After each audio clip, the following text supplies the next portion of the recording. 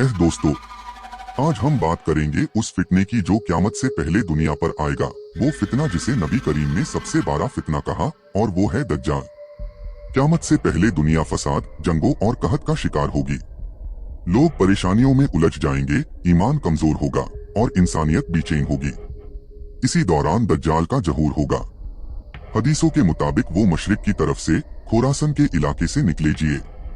उसके साथ हजारों लोग होंगे जो उसे फॉलो करेंगे। दज्जाल की एक आंख खराब होगी और दूसरी आंख तेज और चमकदार होगी। उसके माथाई पर खुले तौर पर लिखा होगा जो हर मोमिन पर हलेगा। दज्जाल लोगों को गुमराह करने के लिए झूठे मोजिजे दिखेजिए। कभी बारिश बरसा देगा, कभी बंजर जमीन को सब्जा कर देगा। लोग समझने लगेंगे कि वो रब है। ये सब सिर्फ फितना और धोखा होगा।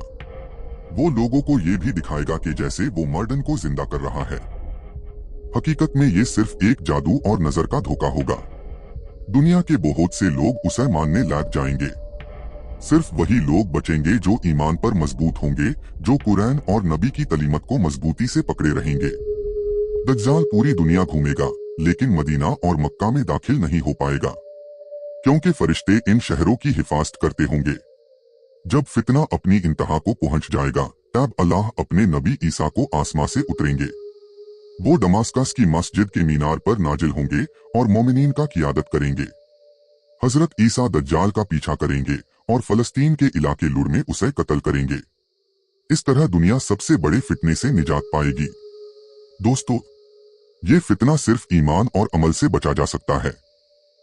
नबी ने हमें कहा कि सूरह काफ की पहली और आखिरी 10 आयत पारो, नमाज की पाबंदी करो और अल्लाह की इबादत में मजबूत रहो। वो ही लोग बचाएंगे जो अल्लाह पर यकीन रखते हैं।